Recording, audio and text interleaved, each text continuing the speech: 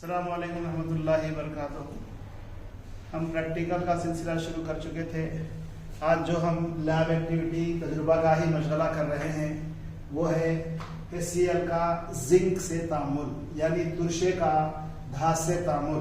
क्या हो रहा, इसके अंदर जो हम अपैरेटस या अशिया ले रहे हैं वो है एक इम्तिहानी नली, दूसरा है स्टैंड, ये है महल खाना या बीकर जिसमें साबुन का पानी लिया गया है, और ये जिंक ग्रानुल, जिंक के टुकड़े हैं ये।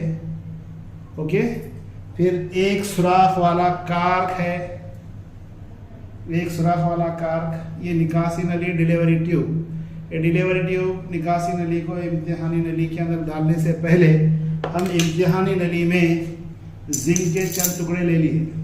ओके, इसके अंदर जिंक के कुछ टुकड़े ले लिए इम्तिहानी नली में, इसके अंदर HCL की कुछ मकदार डालकर स्टैंड से कस देंगे। फिर क्या करेंगे, इसको कार्क से बंद कर देंगे। ये दोनों में जब तामुल होगा तो एक गैस खारिज होगी। चलिए, इम्तिहानी नली में हम क्या करें, जिंक ग्रानुल, जिंक के कुछ टुकड़े ले लिए।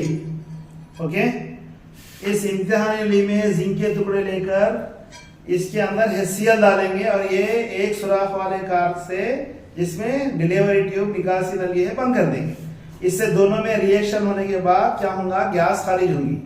फिर गैस में क्या हो रहा, हम शोला कैसा बुझ रहा उसका मुशाहिदा करेंगे।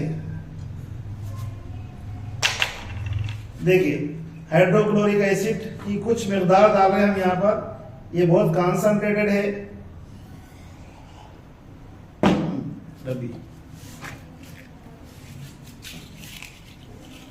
ये गैस इवापोरेट हो रही ना, पप साउंड आया। ये पप साउंड आना ही हाइड्रोजन गैस का रिप्रेजेंटेशन है, जाहिर करता है। इस तजुर्बे से हम ये नतीजा अख्ज़ करते हैं कि जिंक जब HCL से रिएक्ट करता है, तामुल करता है, तो जिंक क्लोराइड और हाइड्रोजन गैस खारिज होती। यह हाइड्रोजन गैस के करीब जब शोला लेकर जाया जाता है या जलती हुई मोमबत्ती ले जाते हैं, तो ये मोमबत्ती या शोला पप साउंड के साथ बुझ जाता है। जब पप साउंड के साथ बुझ जाता है तो इस बात की निशानदेही करता है कि वो खारिज होने वाली गैस हाइड्रोजन गैस है। हम इस नतीजे में पहुंचते हैं कि जिंक HCL जब तामुल करते हैं तो जिंक क्लोराइड और हाइड्रोजन गैस खारिज होती है।